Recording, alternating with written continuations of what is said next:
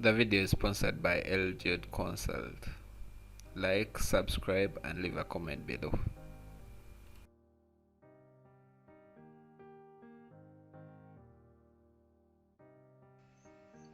Hi guys, welcome to the channel.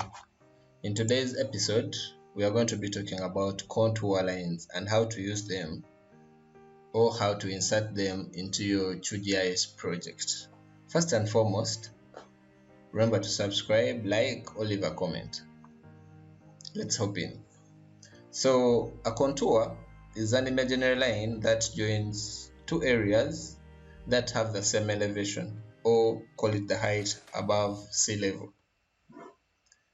Contours exist in three different forms. We have the index contours. These are usually thicker compared to any other contour. Then we have the intermediate. The intermediate are thin. They are not that thick, but they are thin and they usually exist between the index. Then we have the supplementary contours. These are the ones that join areas that have relatively flattened terrain. These three forms can still be defined or further grouped as the major contours, the intermediate, and the minor contours. So the areas of a contour are usually understood by surveyors and engineers or even architects, because they are the people that require to know the heights before they set out or before they even plan for their sites, and the contour lines further help us to understand maps. Contours help us observe terrains before even reaching on the site. By just observing contours, you're able to know that this area relatively is flat or has a bunch of hills or valleys in it. As you see this drawing I got from Greenbelly, it can help you further understand what contours are, because you could see, for example, this very area. This is now contours really can show you that this area is a depression or this is elevated compared to others, depending on the values these contours have above sea level. So if you have an area that has 1,100 meters and another has 1,400 meters, you're able to know that the point that has 1,400 meters above sea level is slightly raised compared to the one that has 1,100 meters.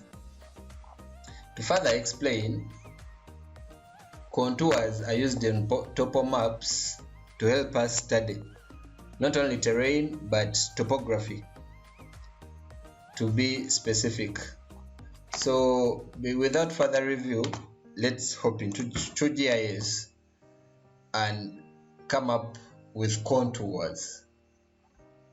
So as you see, this is a fresh project already saved.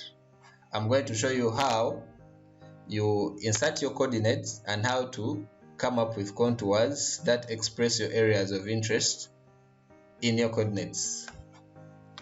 So you go ahead and click on open data source, add your data.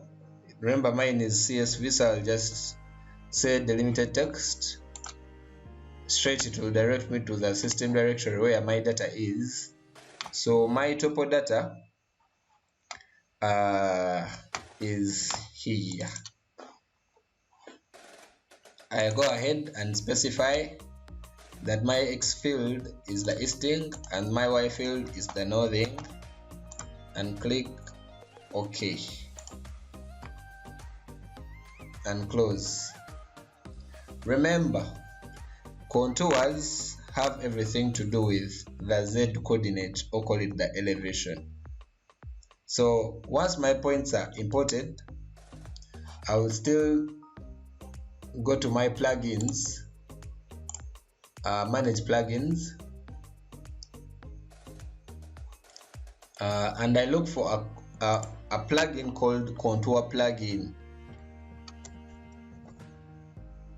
If I even finish it here, and I've checked it, so it's now installed. Then I close that.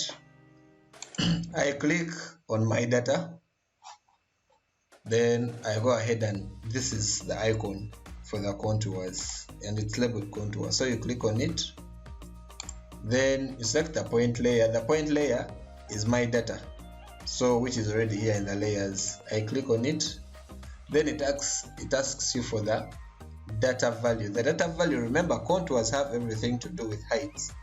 So I go ahead and click and choose my height. After I do that, I come here and set the interval. I'll say my interval should be 5.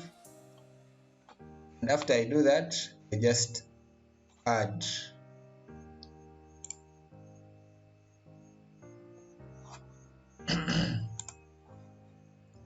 Close. So with this, my contours are already drawn into my work. We can further edit this to increase the detail.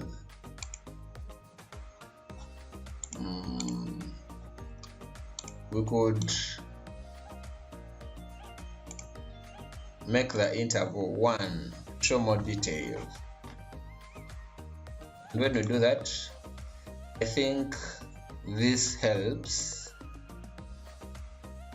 This represents the contours more, and from the list of contours, the very thick ones, now for example this,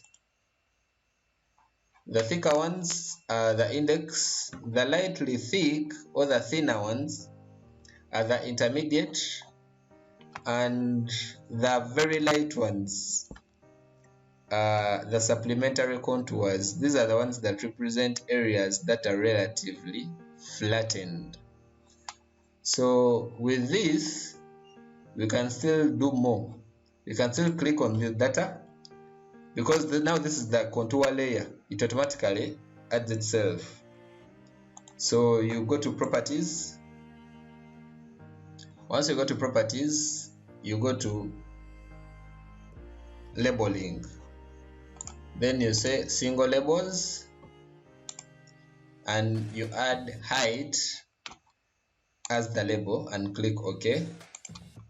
So you'll find that our contours now have heights, and with these heights we are able to know that, for example, this, depending on the contour numbers, the heights, if they are increasing as you go into the depression or as you go into a peak, if they are increasing, that means the point they are increasing towards is a hill or an area that's relatively elevated. For example, here.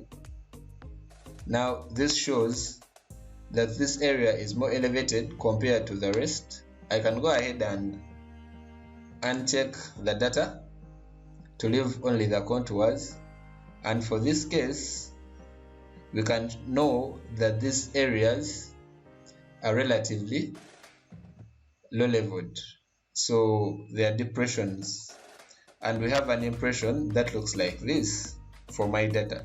So these areas, since the contours are supplementary, we are able to say that this area is relatively flat.